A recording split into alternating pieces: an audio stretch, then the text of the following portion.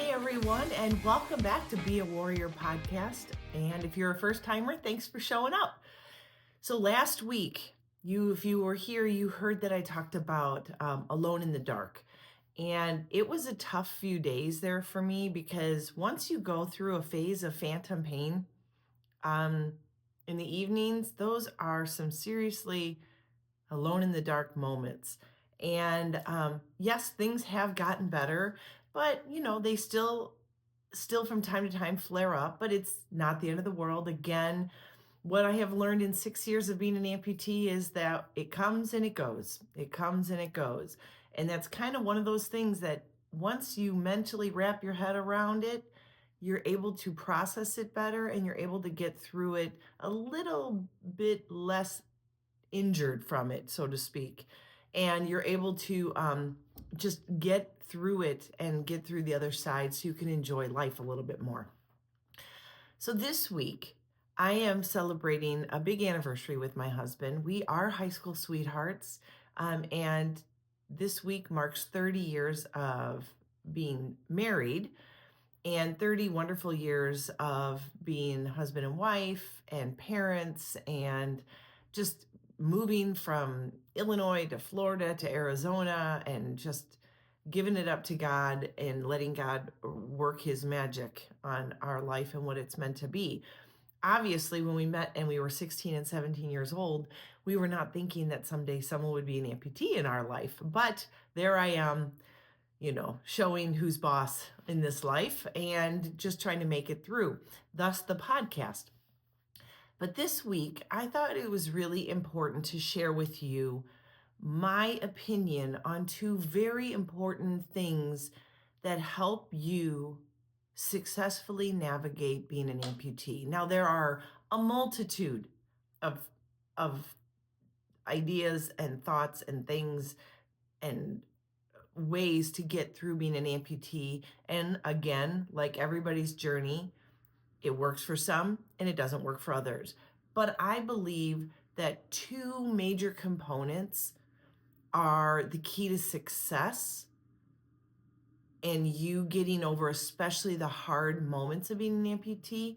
And I think this resonates with everybody because it is one of those things or two things that really can make a difference no matter how hard your journey is and no matter where you're at in your journey. And I bring this up today because without my family and my husband around, life would be a lot different for me. And there are plenty of you that I've talked to that I know don't have a support system. So I will tell you, I believe a support system of some sort or another, it's kind of like a family. It doesn't matter what it looks like as long as it's a support system, is a key to success. Your support system could be a wonderful family dynamic within your home and extended family that's around you all the time, there to pick up pieces when you fall and when you struggle and celebrating your wins. It could also literally mean that you and your pet is your support system. It could mean people you've met virtually online that are there and understand the journey. It does not matter. Like family these days, family isn't defined by a mom, dad, and kids and parents and brothers and sisters. It can be extended. It can be mixed. It's a conglomerate. It doesn't matter. What matters most is that there are people in your life that are there to support everything you're going through. They know when to help you and put their arms out to hold you, and they know when to back away to let you fall, fail, and figure out how to pick yourself up without leaving you alone. And there is a fine line. I know people that think that support system is the family that says, don't do it, you can't do this, you're never going to be able to do this. That is not supporting whatsoever. Now, there might be things that you shouldn't do after amputation yet, and your family is your reality check. But if you're like me, you don't really listen to your family very much, and they just kind of ride alongside of you and hope to God you know what you're doing. And most of the time I have no idea what I'm doing. I'm just out there trying to figure it out. I mean, that's kind of what life is about, right? It's about the journey. And if it's so set in stone and so cut and dry, what's the point? So we get through amputation, and for some of you, I will tell you that it starts well before amputation. Um, I'm meeting more and more people, it seems like, that it's not an accident. Like they know the amputation's coming. I don't know what the percentages are, but yes, there are people that have served our country and lost limbs overseas or wherever. And there are people that have gotten into accidents or gotten really sick, gone into comas and woke up without because of sepsis or whatever. But for a lot of people these days, amputation is becoming a viable option for a better life. So when you have that opportunity to know it's coming, you know who your support system is beforehand because they are the ones lifting you up and giving you the courage that you need to go under anesthesia to come out without a limb. That for me was the hardest 4 months of waiting in my entire life. It was anguishing at first, like, am I doing the right thing? Have I done everything? And I tried for 5 years to salvage my knee. And it got to the point where I did have a doctor about a year prior to me deciding that said, you are definitely going to be a candidate. You're just not there yet. And I didn't understand that until I had the blood clot that pushed me over the edge. And that was the moment he was letting me know would come if it was meant to be. And I thank him for those thoughts because I just didn't get what else I could do to start living life again. I didn't like the way I felt about myself or looked. I wasn't active. I had young kids at home. I was trying to homeschool. I couldn't walk. I couldn't take the dogs out. I couldn't play. I couldn't roll around, with my boys who want a rough house. Traveling sucked. And then I had the blood clot when we traveled. And I was like, oh, okay, this is what he meant. But from that moment on, I needed my family to back me when I was going to talk to different doctors to get an idea of who I wanted to do the surgery because I was going to get the best of the best. If I was going to do this, I was not going to just go and get hacked off. I wanted someone who actually had done it multiple times. And I found that doctor and he was fantastic. And then you have your extended family. I have no family here in Arizona. They're all in Illinois and some in Nebraska. And now, nephews and nieces that have moved into Michigan and Wisconsin. And all of them rallied around me. If you could do it, if anybody can do it, you can do it. And we've got you. God's got you. They sent me cards. They sent me pictures to motivate me. My husband, who was, when you meet someone at 16 or 17, and you say I do for better or for worse, you really aren't thinking losing limbs. You really aren't. And I had heard the divorce rate was very high with amputations, after amputations. And I was so scared about how I would react seeing myself that I thought, if I don't know how I'm going to react, how will he react? And to do this for the rest of our lives, what if it doesn't go right? What if, right? All the what ifs popped up in 4 months of waiting. And you know what that guy did? He found pictures of me doing the things I loved doing, and that was skiing and hiking and biking and playing with the kids. And he printed them off for me and gave me my why. And that still chokes me up today because I wasn't sure if he would still find me attractive. I didn't know if he would want someone who wasn't a full person. And I should know this, right? Because I've known him for so many years. But this is not, I got a cold and I'm sniffling and I'm driving everybody nuts because I'm, blowing my nose every 5 minutes. This is a complete makeover on your body and quite possibly what your life looks like from this point on. So for him to do that and remind me of my why was I going to do this? So that I could live my life. That is what your support system is meant to be. And I had that to lift me up and remind me in 4 months of the ups and downs of yes, no, yes, no, yes, no, yes, no. This is crazy. No, this is stupid. No, it's what I need to do. It's a good thing. No, it's going to be a bad thing. What if, you go through all these things. And I had so much time to sit and think and stew and question and worry and wonder and second guess that I needed that. My support system was also my guys at the limb center. When I got scared or I had a doctor that I was interviewing, so to speak, for doing it, who crushed me with, "You'll never walk again," I called the guys at the limb center. I wasn't even an amputee yet, and I was already making that bond with two guys that did this for a living, creating prosthetics. And one was an amputee, and he reminded me, I'm playing basketball and I'm hiking and I'm camping and I'm doing all the things I love to do. You can do this too. And it's exactly what I needed. It was the support system to stop making myself second guess me and where I was going. And then I even went and saw the physical therapist that I was going to see after I got a leg. So I hadn't even had the amputation, and people that make legs were helping me. And then the people that I was going to get therapy for, I went to talk to them just to see what the integrity was there. And sure enough, Touchstone Rehabilitation did not disappoint. Dan there was amazing. And he's like, I've never actually worked with someone ahead of their amputation. I usually see them post amputation. So I was like a first. I went in and I'm like, I'm not taking this lightly. This is what I want to do. Can you handle someone like me? And they had my back from the beginning. And actually didn't take long for me to be discharged because they're like, yeah, you're going. You're already past where we can help you go. So they helped me with just balance, strength training, and learning how to run and do steps and ramps. And those were the biggies, right? Things that you just don't know how that will feel with a big metal leg on. So that was my support system beforehand.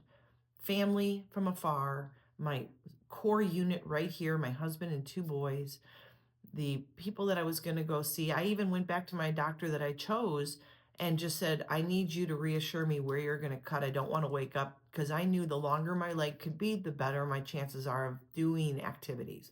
So I made him point to it, show me where my rod was from my knee replacement. And he said, I'm going to cut right above it so we can get rid of all foreign objects out of your body. And I'm like, where is that? And he showed me the x-ray. Then he showed me on my skin, this is where it'll be. And I was reassured once again. And his staff was phenomenal over at Honor Health here. So then you go into your amputation, right? And then your support system after. And I am fortunate enough to say that, of course, I still have my prosthetist working with me. I still go back and see the guys and ladies at Touchstone Rehabilitation. Love talking with them, love showing them where my progress is, where I've been, what I'm doing, and giving them praise, because of everything I'm doing is because of them and those guys at the Limb Center. But there are other things, like my support system here has seen me every day rise above. And I'm really good at faking it till I make it. So I could be having the most anguishing phantom pains or phantom sensations, and they have no idea what's going on inside me, the storm within me, that I can just smile and pretend it's not there. And they have no idea. So I've talked a lot about making sure you communicate with your family and friends who have no idea what it's like to be an amputee. On the flip side, the reason I started my women virtual chats was because I wanted to meet people like me, but I also felt that I was blessed by a really great journey of support and help and knowledge, and I have soaked in a lot, and I've gotten my personal training certification in adaptive fitness and equine therapy, and I'm trying to use the teacher in me, which I used to always teach, and then I homeschooled, and now I want to teach again. I wanted to use all those experiences to help other women because we go through things differently than men do. And there are things that a lot of women don't want to talk about with the opposite sex around. But it's also really a great place and a support system for somebody understanding exactly what you're going through as best as they can, because you're not going to get anybody closer to understanding what you are feeling than another amputee, and another amputee around your age range and as a female. So things that we go through, whether we are younger women or older women, whether we've had children or haven't had children, whether we're married or not married, we are going through similar thoughts on body image and just our sexuality and all of that. And so maybe that is your support system. And I encourage you to reach out and find a place where you feel that you are loved, supported, heard, understood, and feeling safe. And that's key. That is not a Facebook group where you drop a quick question and hope to God you get an answer you're looking for, and instead you get somebody mouthing off because they've had a bad day, or they're like, well, at least you have that, I don't even have that, or whatever. Because I've seen it all. I've seen really good supportive comments, and I have seen someone who's ripped someone up and down the other side. It's not a support system. You can ask questions there, go for it, but medically sound advice should come from your medical team. And if you really want a support system, you find people that are like-minded, that can lift you up in bad times and celebrate you in the good. So I need you to remember that support system is huge. Now, I told you there were two big things. And like I said, support system I think is key and number one. Without a support system, whatever it looks like, a dog, a cat, a horse, a husband, a wife, some sort of best friend, your kids, whatever it is. The second thing, and this is truly a good one, but it's really hard for some people, and that is mindset. Your mindset is key. You are going to go through some of the toughest stuff in your life as an amputee, pre-amputation, during amputation, and healing post-amputation. And it doesn't change. The first couple years of amputation are really, really hard. There's so many ups and downs, so many challenges, so many moments to be patient and practice patience that you think you're never going to get through it. And then here I am, 6 years out, and all of a sudden I had a huge blister on my leg, phantom sensations that were skyrocketing at night, that I had to get a brand new socket after almost 2 years of being in my old one. It just happens. No one goes unscathed. And so your mindset is going to be key to your success. If you get down and out, and like I have done podcasts on pity parties, I've had my share, mostly pre-amputation, that I would sit and cry in my shower when no one was around because I didn't know what the future held. But the same thing goes for after you get an amputation. It is how you handle what's coming at you that will be the key to your success. If you can muster up the energy to fight and become that warrior you need to be, I guarantee you you'll find your path. You will find that the journey is not bad. It isn't great. It's not like having two working legs, but I would have to say my journey now with phantom sensations and sometimes phantom pains and odd here and there things is much better than the last 5 years with my leg. I had no life whatsoever. And I will remember those moments dearly, because those are the moments I sit there and go, it was worth it. I did this for a reason. Stop being upset by this. This too shall pass. All these phantom pains, all these phantom sensations, all these fittings, all these misfittings, the alignments, all that stuff comes and goes. They come and go in waves, just like anything happens for everybody in the world. You get sick, you don't, you're well. You are working out and at your top peak health, and then you're not. You have a great job and then you don't. I mean, we all go through these. What makes someone successful in life is how their mind is set up for the failures and how they rise up from the failures, the knockdowns, the curveballs. If you remember that that's just what life is, and that once you figure out how to build that character up enough to strengthen yourself through it and push through it, you'll be better for it and you'll be stronger for the next curveball. Trust me, they're going to keep coming. They don't just stop when you get through one.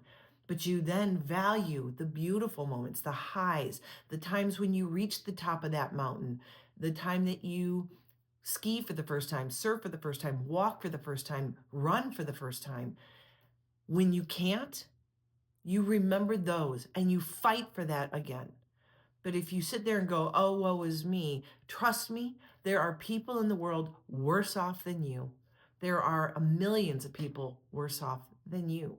And if you can use that as your momentum shift, your mind shift, and realize that a lot of setbacks are setting you up for a major step forward.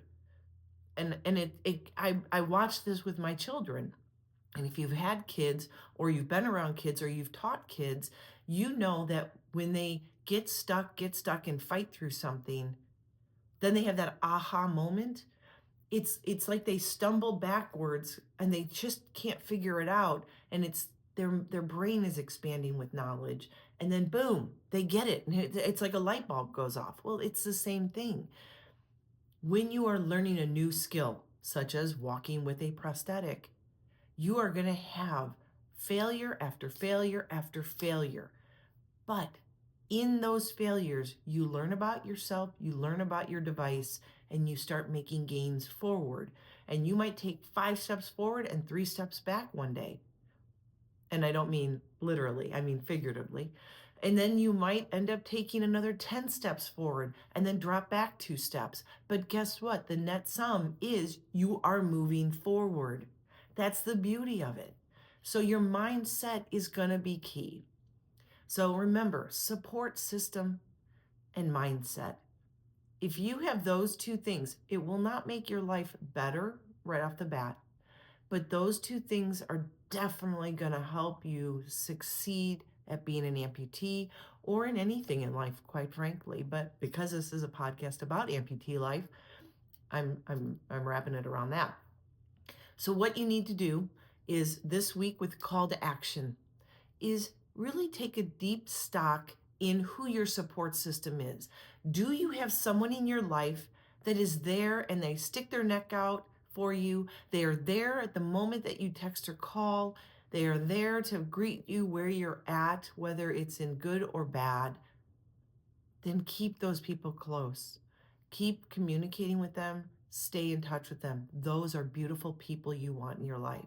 If you have someone in your life that doesn't like when you succeed and they've knocked you down, and I've heard this from amputees, once you start doing really good, those people stop communicating with you because it's almost like they're sick of hearing how good you're doing. Those are the people that are poison in your life. You need to let go. You don't need that in your life. You want people that will help you and cheer you on when things are going great, because they might not be having a good time now, but they will. And they shouldn't be your friend only when things are good for them and not there for you when you need them in the good and the bad. So know your friend group, know your support group, and mindset. This week, check your mindset. What are your thoughts? Really pay attention to the internal monologue you're having with yourself and find out, what are you thinking about? Are you thinking you suck? You're bad at this, you're ugly, you're no longer beautiful, whatever it is. If it's negative, throw it out the window. You don't need that. Life is hard enough without you being your worst critic. And I know that because I am usually my worst critic. So when I do these podcasts, I'm talking to myself. I understand that negative. I'm a perfectionist. I want it to all be great right off the bat, and it's not. And when it's not where I want it to be, and if my leg is hurting like I don't want it to be so that I can't go out and hike or whatever, I'm mad, and then I start doubting myself. Well, maybe I wasn't as strong as I thought. No, you are. You are. So I want you to ditch the negativity and start pouring into yourself like you are the most wonderful thing in the world because you know what? You are. You deserve your best self. So get in there in that head of yours and throw out the garbage and bring in the good stuff.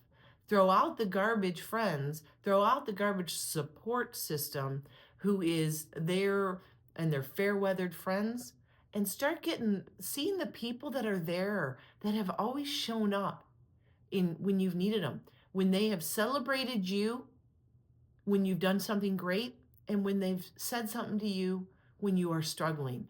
Those are the people you want in your circle. So, this week, call to action check your mindset, start making changes, do some house cleaning in the head, okay? And do some house cleaning with your support system and start realizing who the good people really are in your life and appreciate them because you are not the only one going through hard things. So it is a give and take. If they are always there for you ups and downs, you also need to be there ups and downs. Nurture those relationships because they're the ones you need in your life. And if it's just for a season, that's what it is. But that's okay. You look for those people and they will keep reappearing in your life if your mindset is in a good place. Because when your mindset's in a good place, you are out there battling with a smile on your face no matter what, and you will draw the right people to you. I promise you. So I hope this helps. I hope you have a great mindset. I hope you find the right support system. And you know what? Jump on. Ladies, if you're listening to this and you want a small group of women, we meet Wednesday evenings virtually on Zoom. Check out Facebook events. I'm on there. Um, I would love to have you. And I believe in you. You should believe in yourself. I think we all have it in us. We are built with that warrior within ourselves to battle the things that life throws at us. And that's just what life is. The bad times make us appreciate the good times. So find the right people to surround you in the bad and hard times so that when you are in the good times, you can also celebrate them. And as always, until next time, be healthy, be happy, be you.